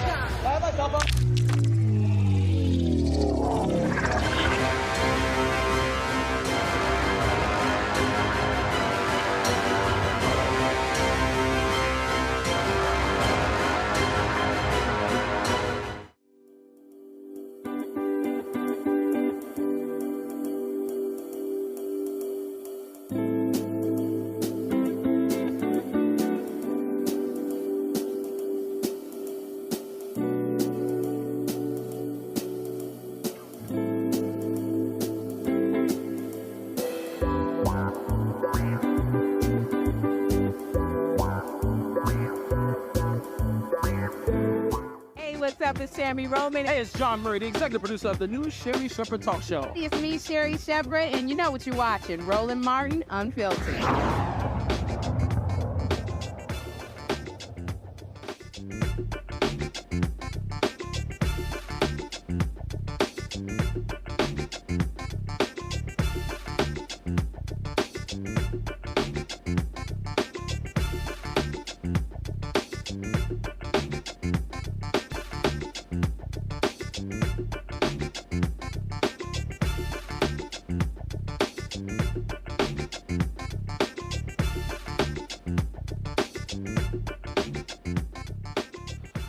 Six Massachusetts middle school students are facing criminal charges for their alleged role in a racist bullying incident that included threats and a mock slave auction. The investigation revealed that several 8th grade students from Southwick Regional School were on Snapchat making hateful and racist comments, including notions of violence towards people of color, racial slurs, derogatory pictures and videos, plus a mock slave auction directed at 2 juveniles known to them. The juveniles will be charged with threatening to commit a crime, 2 with interference with civil rights, and 1 with witness interference. Because the cases will be prosecuted in juvenile court, many details about the suspects and the allegations cannot be publicized. I must say, Michael, listen, I keep telling people the beauty of social media, folk gonna tell them themselves. Yeah, people will tell on themselves. People will brag about it. People will distribute the information, and then go to school and talk about what they put on social media. So it's good that these 6 juveniles, these teens, were caught and charged with racial bullying. But the question that I would ask, and I've seen numerous stories like this over the past few years, the question I would ask is, 1, what made them think that this was permissible? What made them think that this was acceptable behavior, number 1? And 2, where did they learn this? What was their rearing? I'm not blaming it on their parents, but I'm just wondering, you know, how were they brought up? Okay, how were they reared? So, and lastly, these people, these children these youth who were targeted, they will probably need some type of counseling also. Okay, so I'm glad this is caught, but this is one of the reasons why the history of African Americans has to be taught in every school across the country, because largely the way you treat people is based upon what you've been taught and what you read about them. So I'm glad this has been exposed. Listen, this is real all across this country, Niambi, and we see it whether we're talking about elementary school, junior high, high school, college. It don't matter. Yeah, and to Michael's point, I mean, this notion that this generation is somehow more progressive on race than previous generations, I think we have to throw it out the window. Because what people forget is that people who have these kinds of perspectives went on to have children, and their children have children. So these young people, ideas I don't think came out in a vacuum, and I agree with Michael, I'm not blaming the parents, but I think this is a larger commentary about our country. And young people are not exempt from these attitudes and these ideas that we think belong to yesteryear or to a previous generation. They are just as much susceptible to these kind of notions of an anti-Blackness, and the willingness to now put this on the internet, I think, is probably the difference that we've seen. And not only to put it on the internet, but to torture their colleagues virtually, as well as potentially in person, I think is also just a different moment, or speaks to the different moment that we're in with the prevalence of social media and the ways that the internet and these different platforms can be used to further harm our children. Absolutely. Matt? Well, I tell people all the time who I represent, be very careful what you put on social media. I mean, it's good that these teens were caught before they did something. And I do think that there is a conversation we can have about not only the First Amendment, but about where a threat truly begins and where poor decision-making and poor commentary, ends. I'm not in any way saying these kids should be defended for what they said, but I will tell you, this does kind of concern me because there are a lot of young Black kids who could put something in a Snapchat that they don't think is as problematic. They should have known here, obviously, and they end up getting prosecuted or having issues. And I've seen that happen a lot of times in the school context. So I say that to say what parents should take from this is be very, very careful and very, instructive with your children about what they put into the online space. These kids here deserved it, it sounds like. But there are kids who have been prosecuted and who have gotten caught up on things that they did not think were as serious as what they put. So with my 13-year-old, I'm very hard on him about what he texts and what he puts anywhere into the public space, because this can obviously bring you criminal responsibility for it. And I think a lot of our kids don't recognize sometimes the things that they say can be taken as threats. However, here, in this circumstance, it sounds like they have pretty good evidence that these kids were actually planning to do something. And I'm glad they caught them before they did it, because this is actually a huge issue with young people these days. A lot of times they're making threats to schools and to other kids on Instagram and other social media platforms. And we have to make sure we're vigilant to protect our kids and make sure that, we see something like this and we stop it before it actually becomes physically harmful. Yeah, and people just, have to understand that some people go, well, these just kids being kids, not when you're now dealing with school shootings. That you just can't excuse it that way. I think a lot of us manage to be just kids and never do stuff like this to people on the internet or otherwise. So I don't think that that's going to hold. Kids get into lots of things, but I don't think this is in the realm of what we should normalize as young people's behavior. I think many of us have went through our whole lives and never done things like this to anyone. Oh, absolutely. Go ahead, Michael. Go ahead. Yeah, and when you bring social media into it, 20, 30, 40 years ago, it was totally different. But when you bring social media into it, it operates 24 hours a day. If you were bullied at school, you could go home. You were pretty safe. But here, they can put things on social media, and other people in your school see it. So when you go back to school the next day, you're antagonized. They can show the videos, spread the videos around from cell phone to cell phone, et cetera. It's totally different today. So you have to take a different approach to how you combat this. Absolutely, absolutely. You know what? I just saw this here. Kathleen Parker, who's with the Washington Post, wrote this column today. And when these people just gonna realize that these ideas are stupid? This is the headline of her piece. For the country's sake, Vice President Harris should step aside. Kathleen Parker, for me, ain't the brightest bulb in the dark room. But at some point, Diambi, when are these dumbasses gonna realize, one, she ain't going nowhere. Biden ain't going nowhere. She ain't going nowhere. And if the Democrats tried to replace Kamala Harris, they are guaranteeing they're going to lose in November. I just think these columns and these discussions are literally some of the dumbest stuff I've ever heard.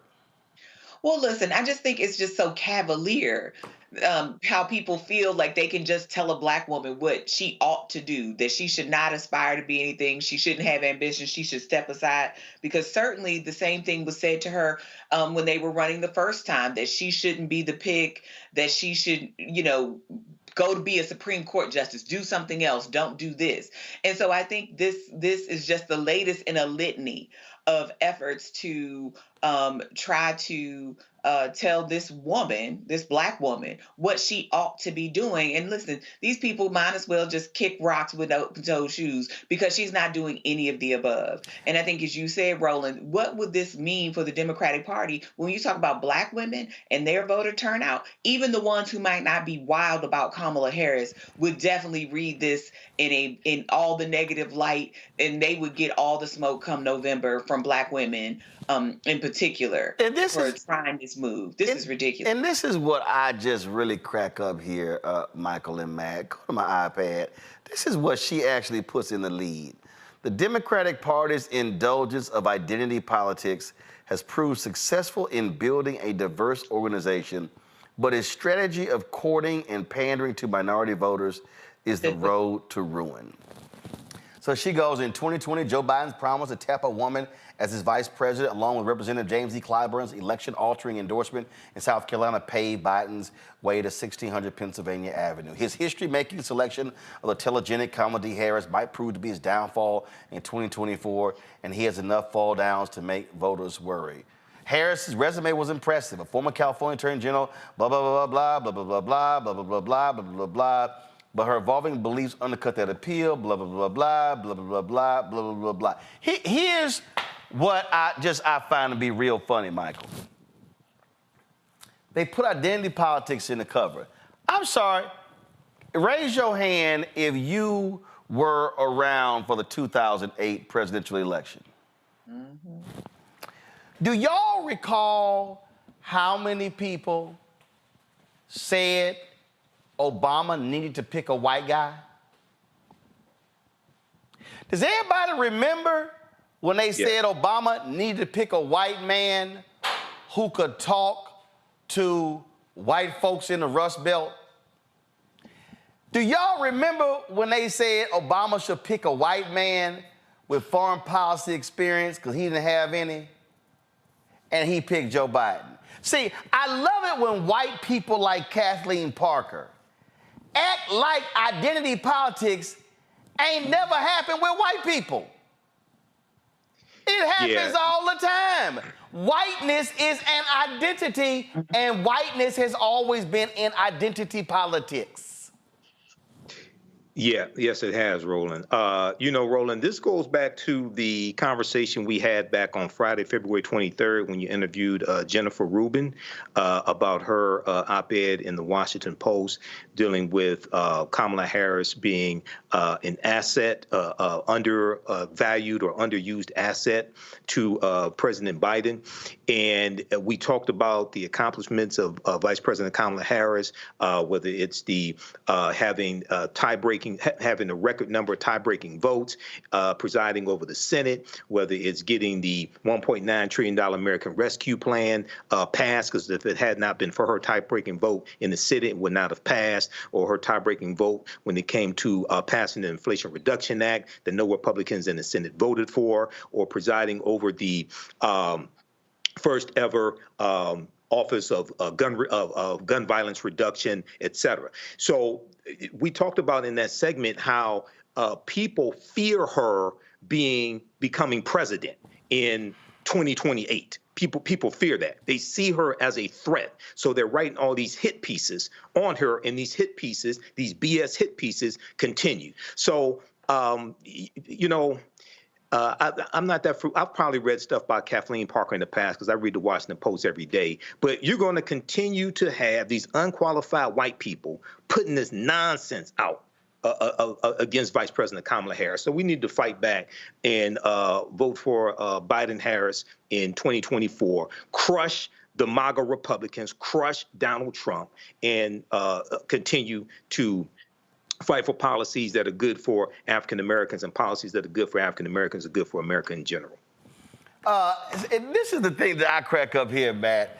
She goes, Harris ended her campaign in December 2019, citing a lack of financial resources. Next thing we knew, she was moving to the Naval Observatory. She was a colossal failure as border czar, a position she held briefly and otherwise seemed to have gone undercover.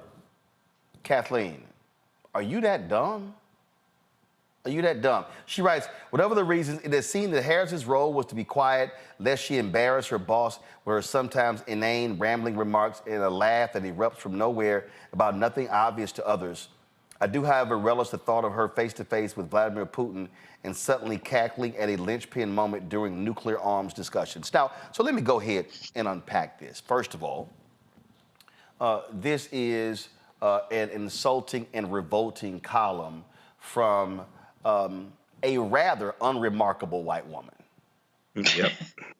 Let's just be clear. Mm-hmm. Kathleen, do you remember, because I was there, when CNN picked you and Elliot Spitzer to host a show that was one of the most awful shows I have ever witnessed? And that decision led to CNN firing John Klein as president of CNN US. You were horrible. Like, not kind of horrible. You absolutely sucked.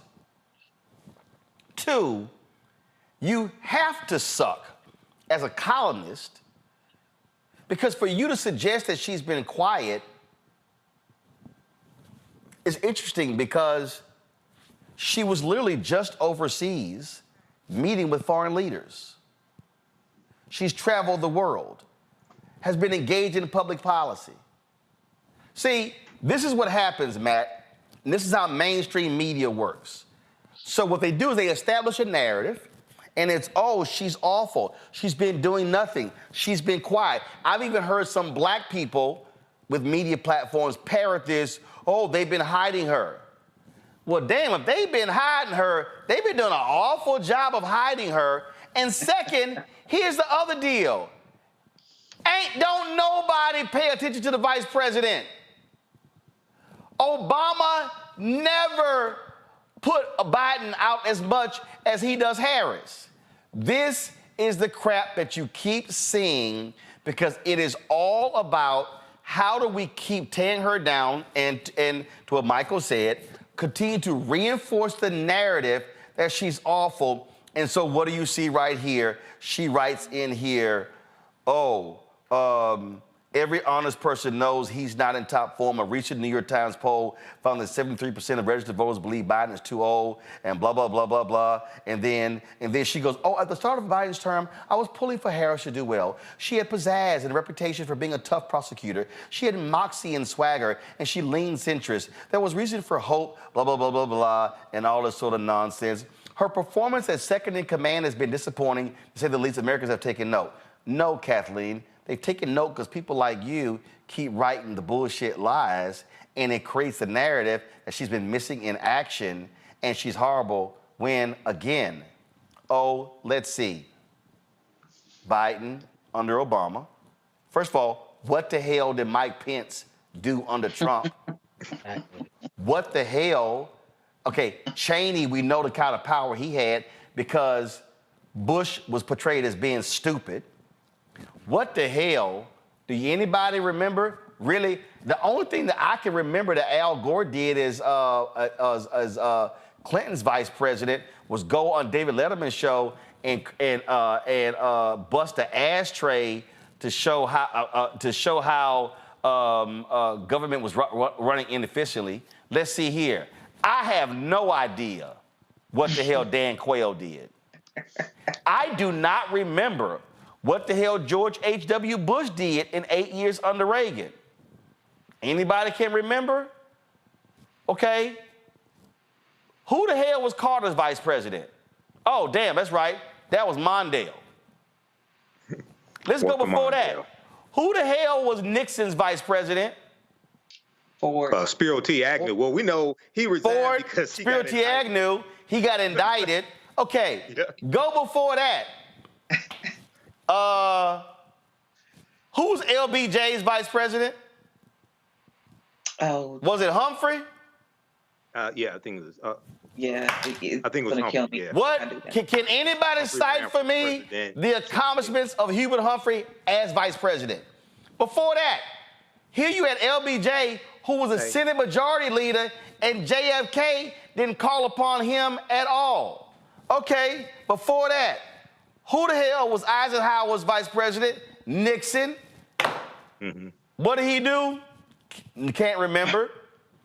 Before that, who was Truman's vice president? I don't even remember. Barkley. Who? I just remember Charles Barkley. No, I'm just kidding. Hold on, y'all. I'm being straight. Yeah. Hey, but I remember Barkley. Truman's talked about a lot. Harry Truman's VP. Oh, I am not lying, y'all. I did not know who the hell this is. His name was Alvin William Barkley. I literally, this is no lie. Matt Lav, I'm not, y'all, I'm not lying. I know, I literally did not know who the hell Harry Truman's vice president was. Okay, before Truman, FDR, Truman was FDR's vice president. That's how Truman became president when FDR died. FDR died, right. People don't pay attention to vice president. This is how dumb all of this is, Matt. They somehow want to act like that Vice President Kamala Harris is just so, oh my God, in the history of vice presidents, because she's so awful. Vice presidents have one job, to sit there and hope nothing happens to the president. And preside over the Senate. Okay, fine, preside over the Senate, but I'm just being, but they don't even preside over the Senate. Well, yeah, you know. No, they don't. Tie-breaking votes in the cast tie-breaking votes in the That's Senate. it. So the VP don't preside over the Senate. Preside over the Senate means she pack a lunch and go to the Senate every day and preside. No, she doesn't. She only goes to the Senate when it's time to break a vote. That's it. Right. That's the job of the vice president. But this is what they do, and this, Matt, I believe, is why the polling numbers are what they are, because of nonsensical columns like what Kathleen Parker has written. Go ahead. The goalpost always moves when it's a black person kicking the field goal. We know that. That has been shown to us since time immemorial. We see it in every iteration of any conversation about a black person. I mean, even in this very broadcast, look back to Fani Willis and the scrutiny that she got being a black woman in that position. We know this to be true. And what I thought was particularly problematic about the snippets you showed is words matter. I mean, she tried to reduce Vice President Harris to, quote, being telegenic, which means she looks good on TV. Not that she was in the Senate, not that she was the attorney general of the largest state in the country, not that she was known to be an intrepid prosecutor, not any of the things that, even if people don't like her, they can't say objectively qualified her for this position. But instead, she's, quote, telegenic, and her, quote, ramblings are inane. Those are the kinds of things you say when you want clickbait, not when you're doing an actual appraisal of a job that doesn't really have any kind of job description. That's what makes this so problematic. It's a hit piece because you're attacking a person for apparently not meeting the metrics of a job where there are no metrics. So how do you say you're failing at something where we have no rubric upon which to determine whether you're failing? That is because you don't like the person in the post, and that's because you want to attack her as a woman, as a black woman, and as someone who is a part of this administration. So I think you've already covered it very robustly, but this is what we know to be the case. The goalposts always move when a black person is kicking the field goal. So let me just close this out very simply with this right here. To Kathleen Parker, you have the audacity to talk about identity politics. That's what you are. You're a white woman who's a columnist with the Post, who literally isn't interesting. You were a failure on television. That's you. You were awful. And your column is equally awful. And I'm still trying to figure out who the hell Alban Barkley is. All right, I'll be right back. Roland Martin Unfiltered on the Black Star Network.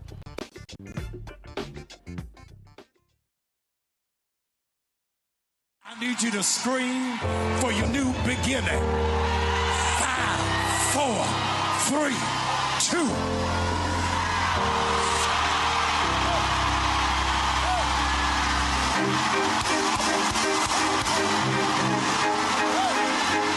I need you to shout for it.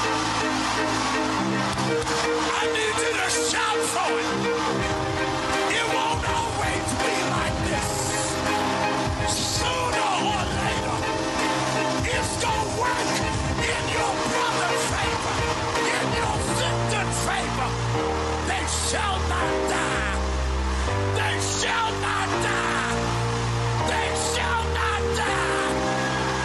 I want you to embrace somebody and tell them welcome to the greatest season of your life.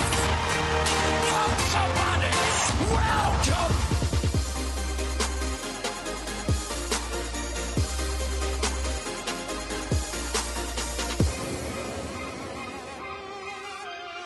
Hey, what's up, y'all? I'm Devon Franklin. It is always a pleasure to be in the house. You are watching Roland Martin Unfiltered. Stay right here.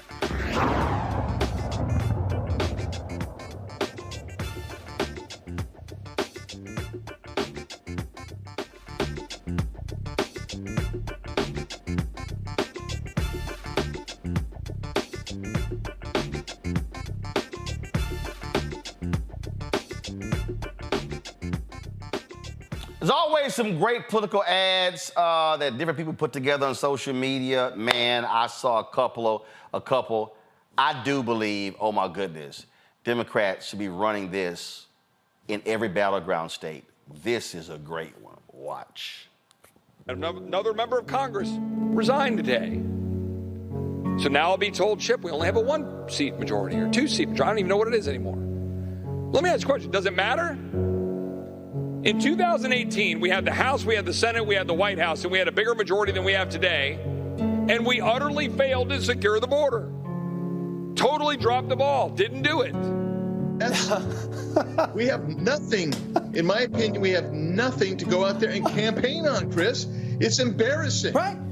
Well, I know the Republican Party and the Congress majority has zero accomplishments. Now, of course, this place just keeps going downhill, and I don't need to spend my time here. We've taken impeachment and we've made it a social media issue as opposed to a constitutional concept. Mike Johnson's ability to talk me into staying here is going to be about as successful as his ability into talking me into unconstitutional impeachments. Republican voters across the country are sick and tired of Republicans because they never do anything. You can't blame Joe Biden and the Democrats for why the Republican-controlled House of Representatives hasn't passed single-subject spending bills.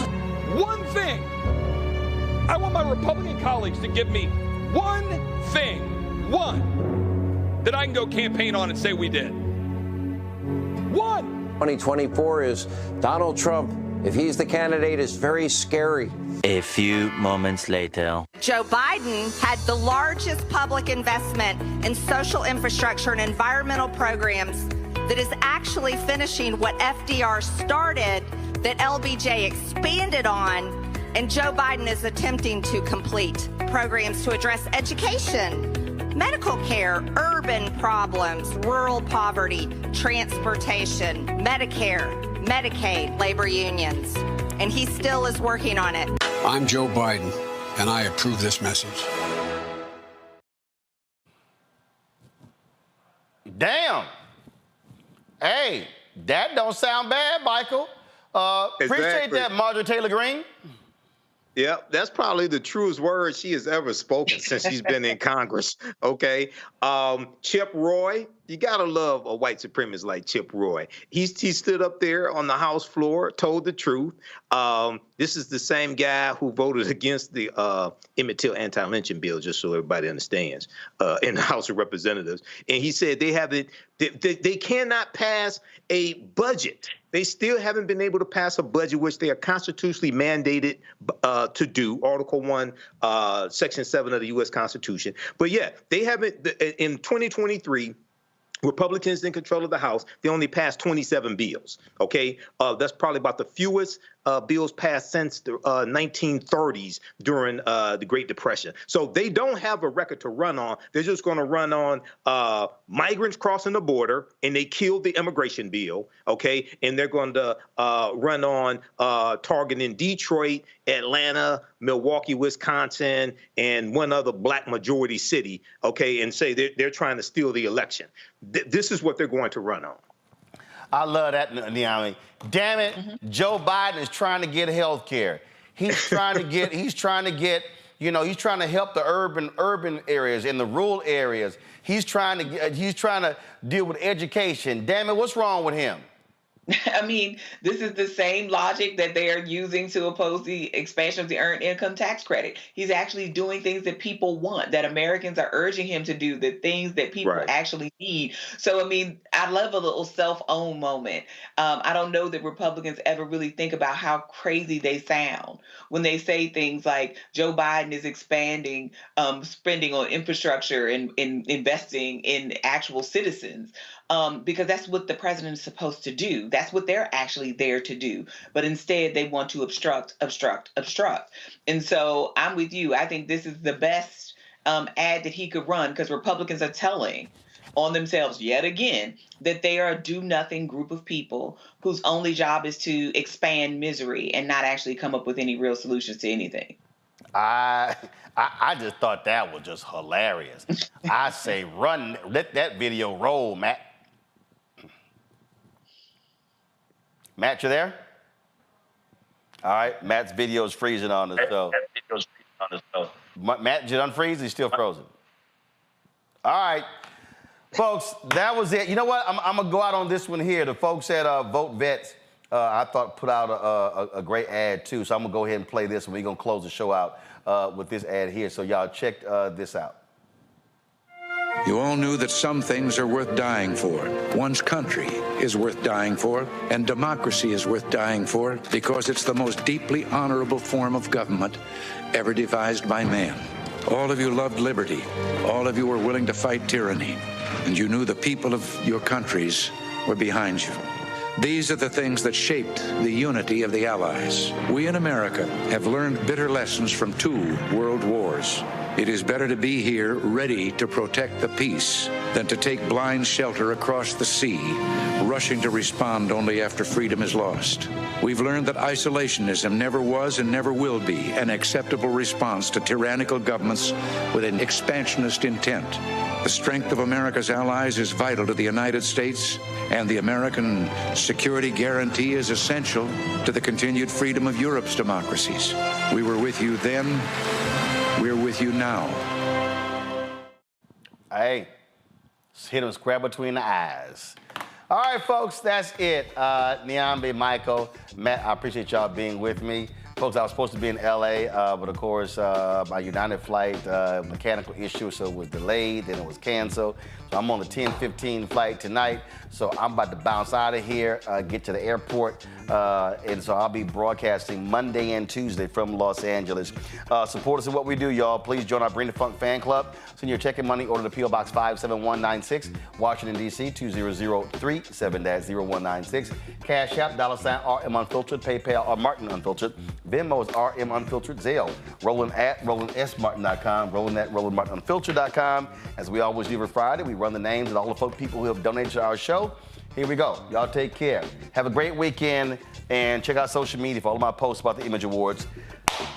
I'm out. Holla!